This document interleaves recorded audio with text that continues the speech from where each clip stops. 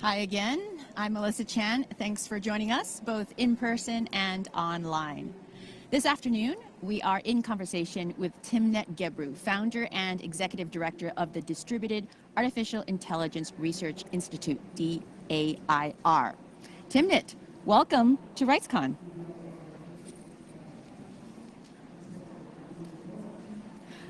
Timnit, I can't hear you in my ear, so let's make sure the technical team has got that, or it's not on your end. Oh, that's me. It's my problem. There we go.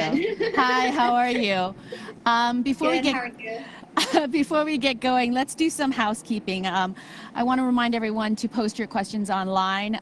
Even if you're in the audience, you do want to post it online through the app. It's on the back of your name card. There's a little QR code, and you use this program called Slido. There was a technical issue in the last In Conversation where I encouraged everyone to post questions and we couldn't see it. So we've resolved that, and I promise I will get to your questions. I know a lot of people want to talk to Timnit today. A little bit more about Timnit before we get going. Before her current position, she was at Google, before being fired in December 2020 for raising issues of discrimination in the workplace. She had been co-lead of the ethical AI research team, and she received her PhD from Stanford. She studied algorithmic bias and the ethical implications of artificial intelligence. Timnit co-founded Black in AI, a nonprofit that works to increase the presence, inclusion, visibility, and health of Black people in the field of AI, and is on the board of Addis Coder, a nonprofit dedicated to teaching algorithms and computer programming to Ethiopian high school students for free. A lot of amazing things that you have done and are doing. I guess I want to start by asking if you could just introduce your organization to us, for those who are not familiar. My organization is called DAIR, the Distributed AI Research Institute. And it's distributed currently across 3 continents, the EU, North America, and Africa. And our goal is to do 2 things, to both kind of mitigate the harms of current AI systems and kind of ring the alarm where we see issues, but also not just get stuck doing that, and kind of put forward our affirmative vision for the future of how this technology should be built in cases where we decide that it should be built. And our organization has not just researchers, but also labor organizers and activists as well, working on this mission. Now, your institute states that, quote, AI is not inevitable, its harms are preventable, and when its production and deployment include diverse perspectives and deliberate processes, it can be beneficial. Talk a little bit about that. Well, I don't believe in techno-solutionism. I don't believe that, it's just like this hammer that will solve everything, like many of the tech companies are talking about right now.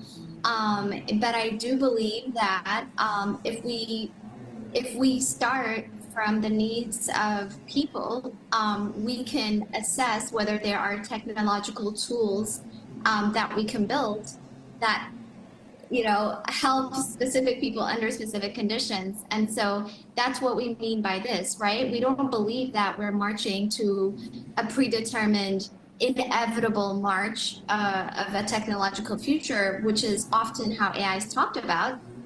We want to remind people that we have agency as human beings, and we decide what to build and what not to build. And if we want to build something useful, we have to start with the needs of people and create tools that help specific people. Are you finding your message being received well by governments and other people in the tech sector? Well, I'm battling the existential risk people, which is ridiculous because our message, I want to focus on actually mitigating harms of current AI systems and, I kind of imagining a different technological future. But what's happening currently is that the tech billionaires, the same people who are building and profiting from AI systems, also have a wing that is talking about the fact that according to them, that AI poses a threat to human extinction, like every single human.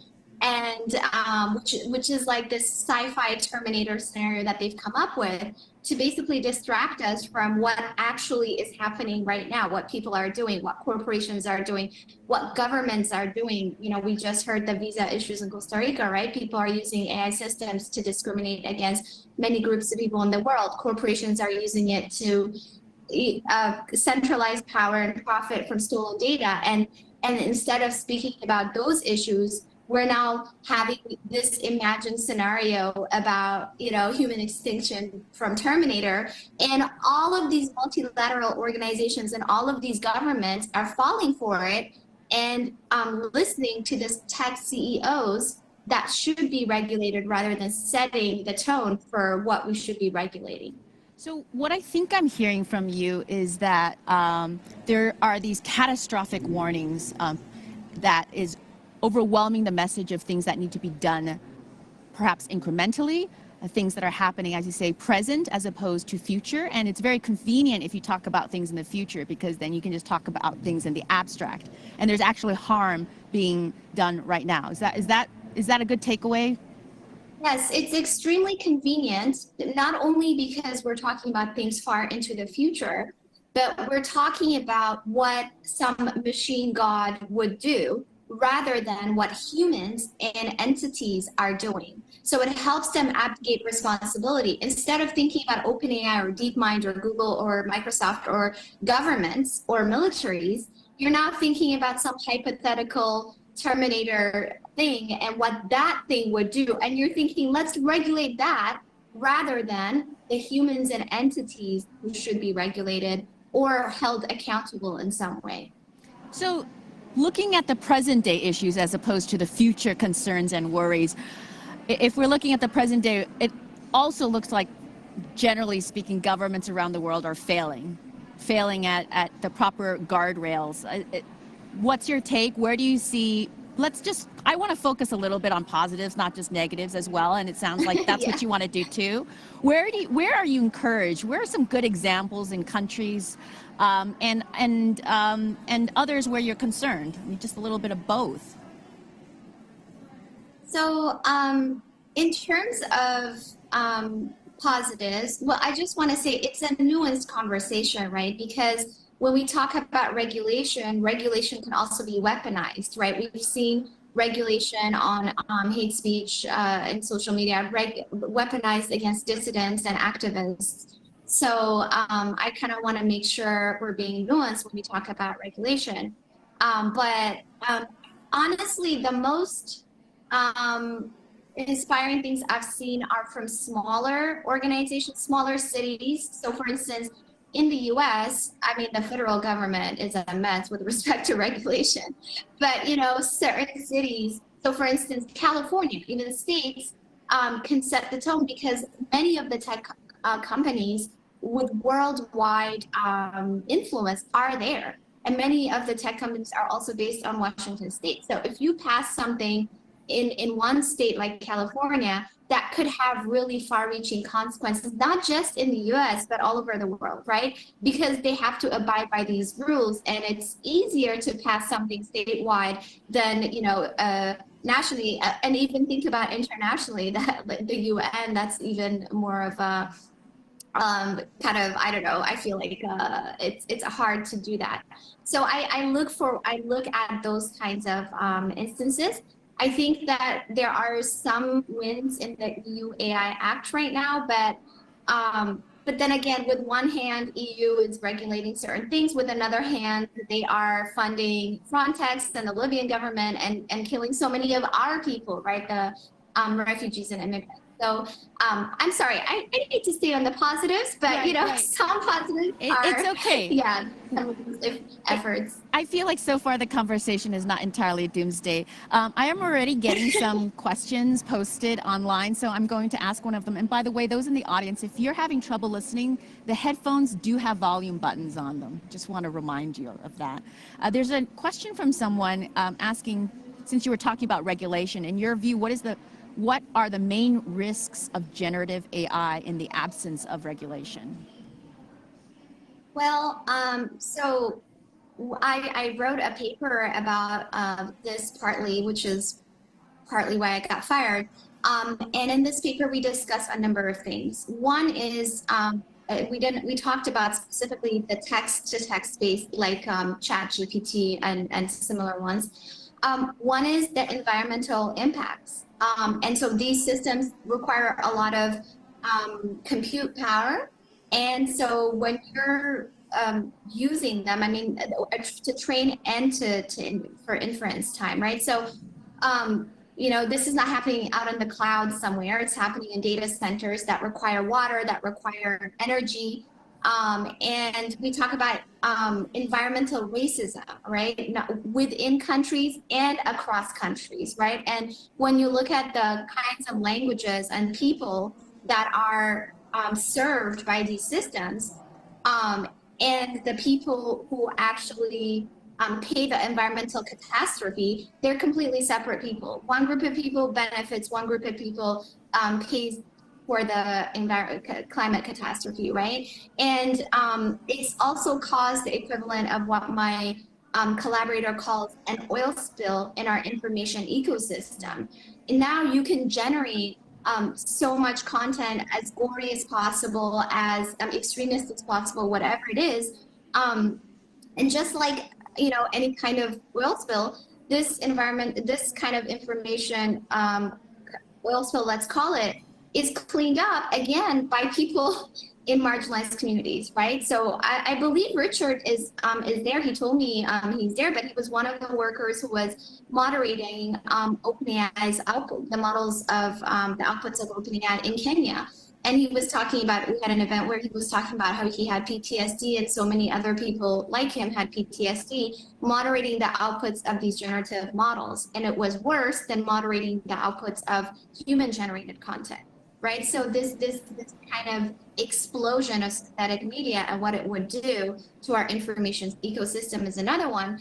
And then the third one I think about is worker exploitation and data theft, right? Just like human to human communication, human to human, creativity and agency, what's happening to artists who are just trying to survive already in a world that doesn't reward creative work, and massive amounts of stolen data are being used for these systems for companies to centralize power. Imagine if it actually was the way OpenAI said it would be. What they want is for everybody around the world to use their one model to do everything, right? They want you to not go to the doctor, use ChatGPT for that, not send your kids to school, use ChatGPT, not communicate with different people for art, use one of their models. Is that a world we want to live in? I don't think it is. Great. We have a lot of questions coming in. I've just started going into questions far earlier than I planned, but if people are enthusiastic, and also a lot of comments. I'm also checking online. There's a comment from somebody. It says, it seems like the issue with existential alarmism is a red herring for the current harms that result from the asymmetrical power structures that capitalism has constructed. All right. So in terms of questions, we have another one asking, can existing generative AI models, which cost millions of dollars to train, be cleaned of, quote, unethical content, for example, copyrighted, or must they be retrained from scratch? Thoughts, Timnit? I really think that they should be retrained from scratch. I think that if you have, so first of all, many of the current models, not the open source ones, but the ones by people like OpenAI, right? You don't have access to the actual model to retrain it or do anything. You just have access to whatever they provide, the output of whatever they provide. So I think that if you started in an unethical way, you gotta start the whole process from scratch and do opt-in. That a lot of people are asking for opt-in rather than opt-out data collection. So I have to opt in for this data to be collected. Compensate people. Like if I write a book and you want to make a movie out of my book, you don't just take my book and do that, right? You compensate me. We have a discussion. We come into an agreement. So, that's really what I think needs to happen. And if you look at, I work with, for instance, I work with a number of startups that are working on language tech for Yes. a number of African languages. And they're not using these humongous models because, they are doing some really task specific, context specific models. And so they're hiring a lot of people from the countries where the language speakers come from. That's another issue, right? Why should people from around the world give their data to one company located in one country so that that group of people profits? What about the language speakers from around the world?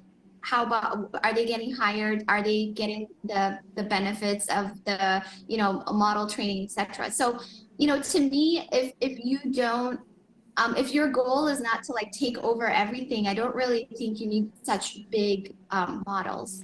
Yeah, it's a big problem in terms of languages, which I'm sure a lot of people are aware and have been impacted by. I mean, I speak Cantonese, and even Google Translate doesn't really accommodate that very well, although, tens of millions of people speak this language.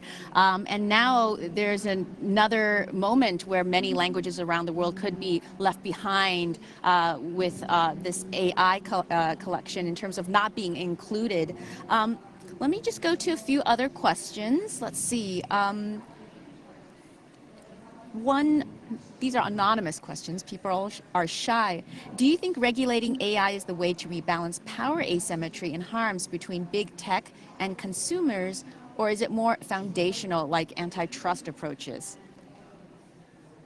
I think both. A lot of the issues we see with AI, the existential risk, people want to make it look like it's like some new, I don't know, thing. But a lot of them are old issues dressed up in a new technology, right? Centralization of power by rich countries versus poor countries, that's not a new issue. Colonization is not a new issue. Military powers, arms race, that's not a new issue. So I think worker exploitation is not a new issue. So I think depending on, I do think that in many countries, the existing laws that they have could actually do have jurisdiction to cover some of these issues, because they are about companies and government agencies, not necessarily about the tech.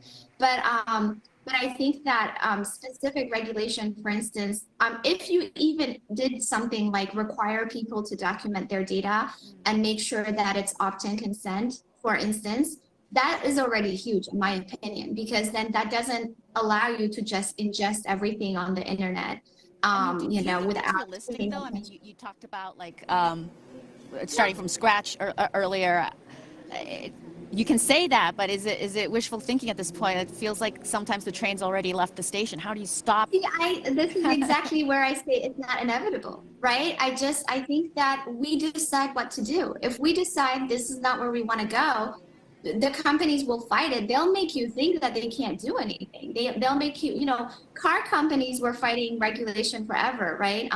And so it's like, you just, if you decide that there are certain characteristics that these models need to have to be out in the world, they will have to abide by those characteristics. That whole research ecosystem moved in this direction, in my opinion, because we literally learned how to steal data and work with stolen data without compensating people, and we learned how to exploit workers, right? If we weren't allowed to do that, the research process would have changed to accommodate that. Like every other industry is much, much slower. I used to work in hardware before. You can't move this fast in hardware because there are so many guardrails that you have to put out. So I don't think it's inevitable, and I don't think it's too late.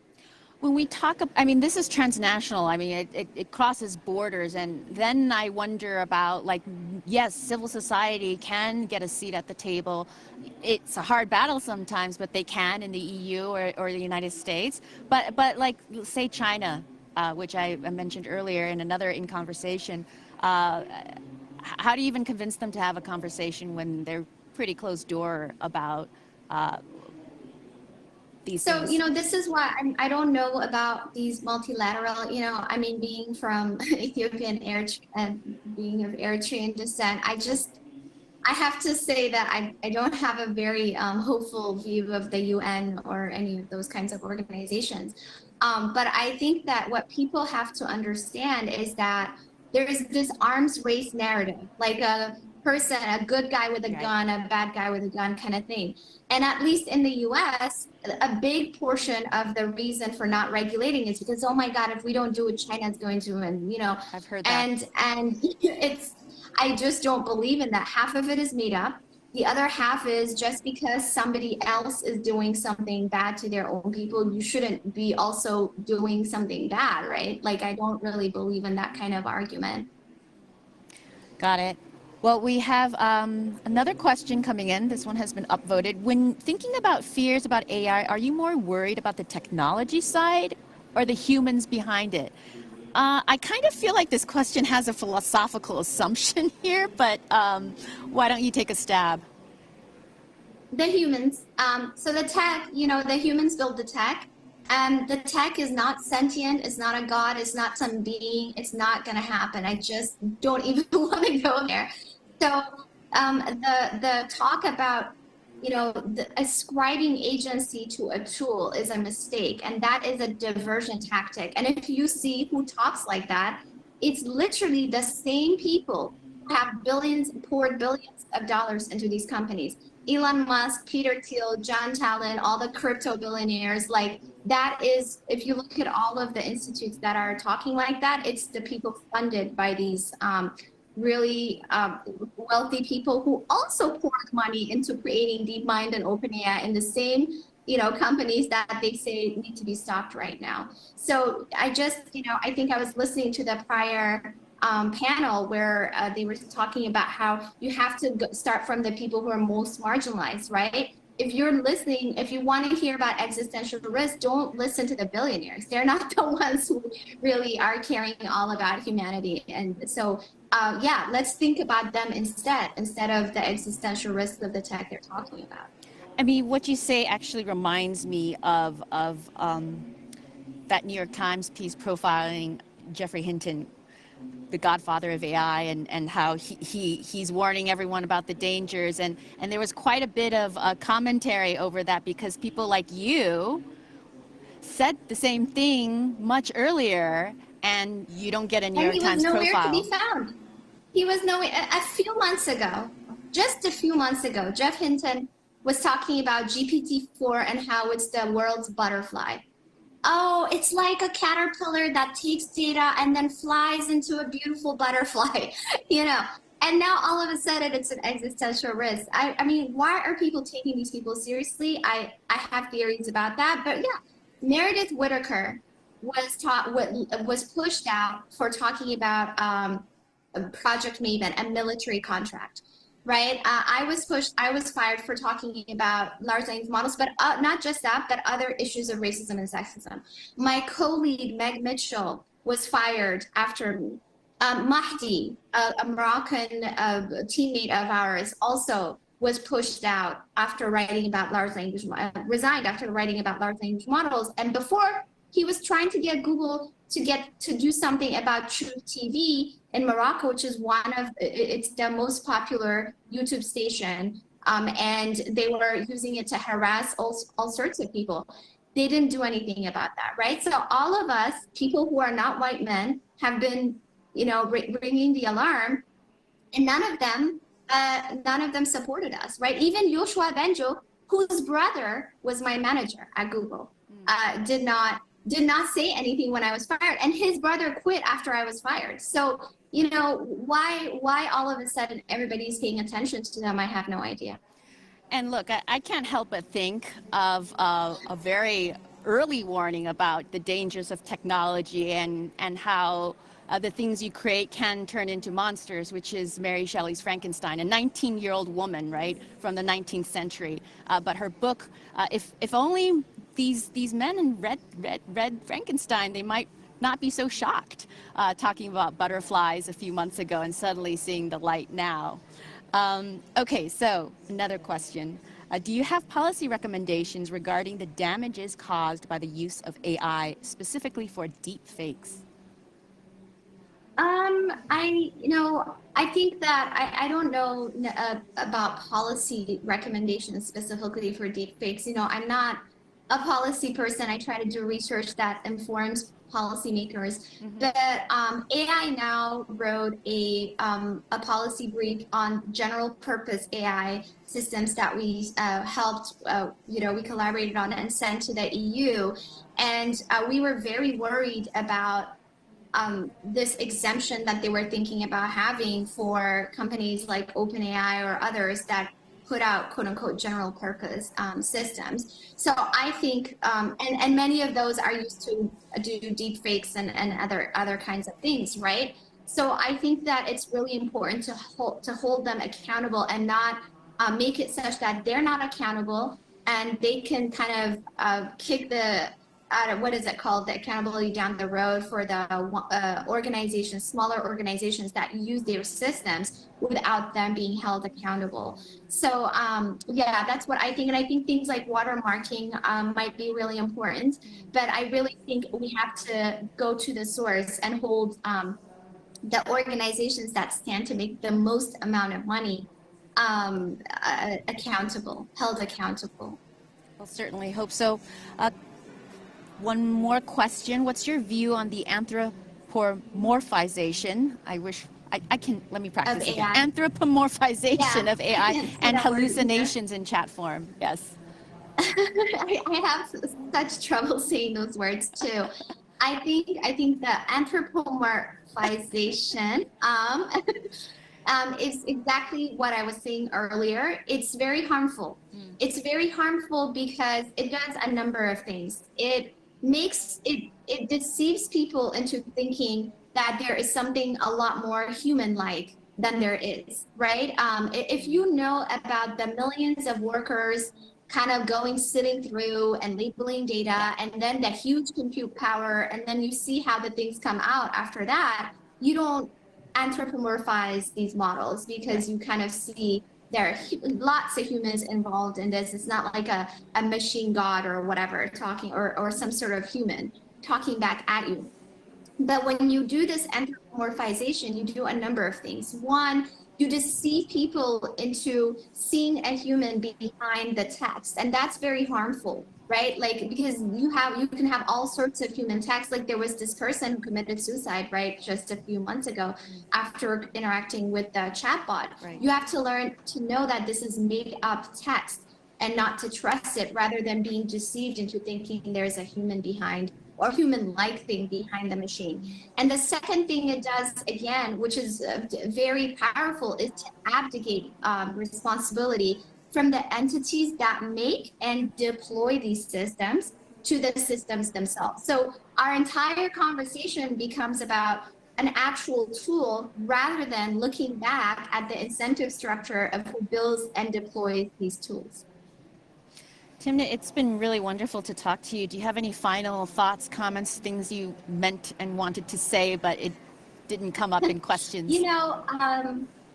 I think, I just feel, I feel sad I couldn't join in person. I'm really sad about the visa situations. I really, I've had personal experiences with visas from when I was just my entire life. And I really believe it's a global apartheid system that's normalized. And I think that it shouldn't be. And so I just, I think that's my final word, visas, these borders are a global apartheid system that are weaponized against many people, mostly, especially Black people around the world, but people of many other groups who are, whose movement is deterred. And I think it's really this global apartheid system that we need to fight against. Timnit Gebru, thank you so much for joining us. Really appreciate it. Thank you for having me. And thanks for joining us, whether you're remote or in the audience. We shall see you later. There's plenty more in the afternoon happening, and in the meantime, stay engaged. Thanks for watching.